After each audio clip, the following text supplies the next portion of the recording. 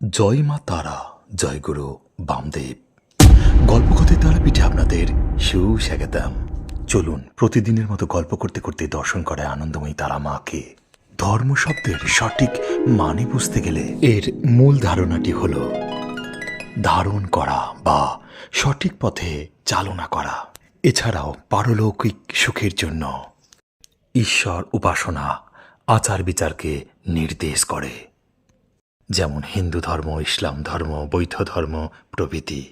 এক কথায় ধর্ম মানে সৎকর্ম, ধর্ম মানে শান্তি, ধর্ম মানে যেন না হয় ক্রোধ বা বিভ্রান্তি। জয় মা তারা, জয় মা তারা, জয় মা তারা, মা তারা, জয় মা তারা।